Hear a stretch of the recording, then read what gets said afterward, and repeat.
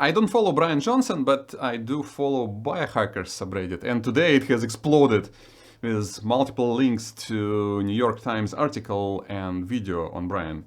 But our investigation has found that, and for good or bad, he has become like this face of the personal involvement in longevity. "Don't die" is actually Bryan Johnson's longtime catchphrase and sort of the name of his brand. Welcome to the Don't Die Summit.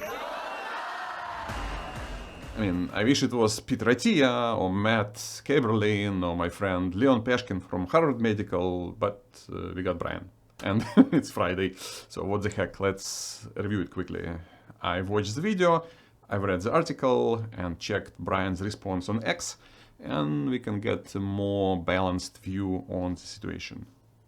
So Bryan, he has money, which might explain a thing or two, and he has a personality, let's call it hyper-focused personality, but you almost need that to get the money in the first place, which he's using to fund his supplement company, Blueprint.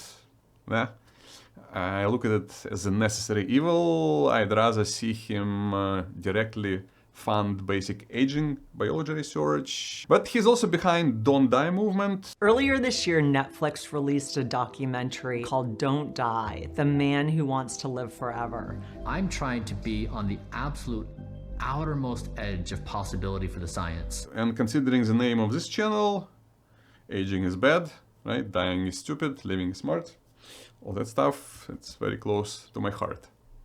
So here what NYT says. In 2021, he founded Blueprint, a pretty small startup, and basically it's selling Bryan Johnson's full life philosophy. It's not atypical at most companies to sign some kind of standard form of NDA. So for example, a company would not want you to post any of its privileged documents, but it's really going into every single corner of what you can or cannot say. There's a section here about Bryan himself and the relationship between Bryan and an employee, Bryan's family, Bryan's relationship with his family, any of Bryan's past, present, or future personal relationship. And you can watch full piece below. I'll leave the links for you to explore if you want to.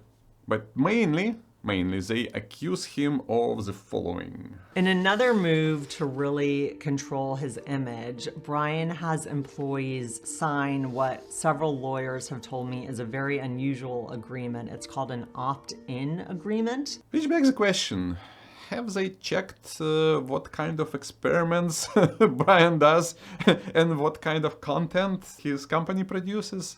Definitely not your typical supplement company, because everything here hangs on the personality and personal brand of Bryan. Remove him from the picture and the company is a bust. Unlike, like, say, Amazon removes Jeff Bezos and the company might even, get a boost. The document is pretty explicit in telling employees the types of behavior that they have to say they're okay with. Bryan will sometimes have no clothing, no underwear. They might be in proximity to discussions for media production, including erotica. They might be involved in discussions that involve adult humor, jokes, ideas, phrases, and art, as well as discussions of sexual activities, including erections, duration issues, and changes in sexual abilities. So there is a lot of personal data exposed into the work environment, which suddenly makes, at least to me, all these NDAs quite reasonable. Doesn't mean they cannot be abused, and they shouldn't be. The article implies so heavily, but doesn't provide any concrete evidence. So I actually dropped the whole article into ChatGPT and asked to analyze for every bias used and how many times. Just to estimate the quality of journalistic approach. And here's what we got. Ad hominem personal attacks, 10 instances. And ad hominem means you attack the person, not his ideas or action. Like how a short person can, be smart, for example, or do something good. He's short, yeah? And that's what they do here, a lot. Poisoning the well. That's when you initially introduce a character in the negative framework. It's almost like a negative anchoring, which is coming too. Let's say you first, like if you're shooting a movie and first you show some atrocities, which creates all these negative emotions in you, and then you pan to your anti-hero and you translate those negative emotions on him. And they pretty much used it in every paragraph. Guilt by association. He, let's say, he was black.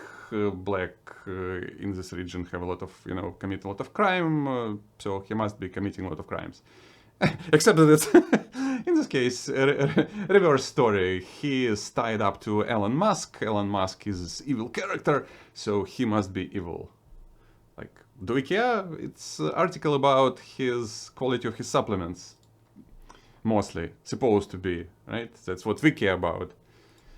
Appeal to emotions instead of appealing to logic, because A is and B, you just go for emotional reaction and logic be damned. Strawman fallacy is when you're attacking something else which is closely tied to the subject. So in this case, they're attacking this everlasting youth idea of his, don't die, which actually got me triggered into making all this video, because what the heck, attack something else. Yeah, maybe I'm biased too. And then they use loaded language. Pretty much when they bring a character, they use some negatively emotionally charged language around, again to give this black negative halo effect. Appeal to ridicule, again just trying to make a person non-significant, trivialize him. Confirmation bias, that's cherry picking, trying to find all the negative things but ignoring all the positive things in his work. And this like negative halo effect, we all know the positive halo effect. If somebody is beautiful, he must be smart. Usually all the influencers use that. Or it's self-selecting bias in some way, but there is also negative halo effect when you find something negative about the person and that kind of translates into his, let's say, business practice. Why? Well, there is no logic into that. It's all emotional. Anchoring bias. Again, that's something we usually see in the stores when you get in and you hit with the highest ticket items in the beginning, and then everything else seems to be not that expensive. And in this case, it's very similar to poisoning the well. Whenever you introduce the character, you just create some negative pieces about him, his odd behaviors. So you get this negativity going on from the start. False dilemma, applying, actually I don't know what that is. Black and white fallacy. Black and white fallacy is when you just trying to avoid all nuances. He's either good or bad. No gray areas. Bandwagon effect, that's same as saying if so many people do it, it must be correct, without actually checking the facts. And whataboutism, the most famous one in my Soviet background, anytime somebody was mentioning America, the most famous answer was, but they do lynch black people there. Doesn't matter anything else, but they do lynch black people there. So, and this is just a small article, right? With all those negative biases and fallacies. Now, to keep things a little more balanced, I took Bryan's response on X, I'll leave the link below, and I put it into the same mechanism. So let's break it down and criticize as well, right? And your goal as independent journalist is to see how it all stacks up and those responses. But basically, Bryan explains himself why he's using such strict NDA policies, what happened in his personal life a little bit, what's going on with his company, why he's using Signal. So also not perfect, and if you break it apart, he's also using a lot of personal attacks. He's trying to be on offense, and also poisoning the well, using loaded language, appeals to emotions. What that said? Not as bad. And like he actually has some strengths to his reply, because he does have a couple legal victories. Again, all these accusations. He's kind of transparent about what's going on in his company, why is it happening, and kind of makes sense, at least to me, because if you're going to work for Bryan Johnson, you kind of know what you're getting into. And I would say he gets, if New York Times gets F, he would probably get like B- or C for his reply. What he doesn't address is the quality of his supplements and the results of that study they have conducted inside. All we know from the article is that some people had negative reactions, but that's expected in any study. The question is, was it statistically significant? And, you know, for the transparency, I would like to see the results.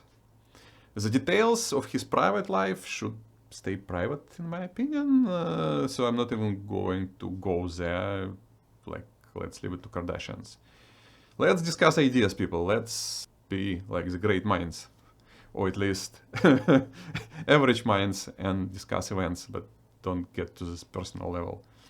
And one of the ideas which connects the story back to the supplements and longevity: can we achieve the similar results to Bryan, but with 0.1% of the cost? And that's exactly what the next video is about, in case you don't have millions to spend, but have some science to give you a boost. Living is smart, aging is bad, don't die, and I'll see you there.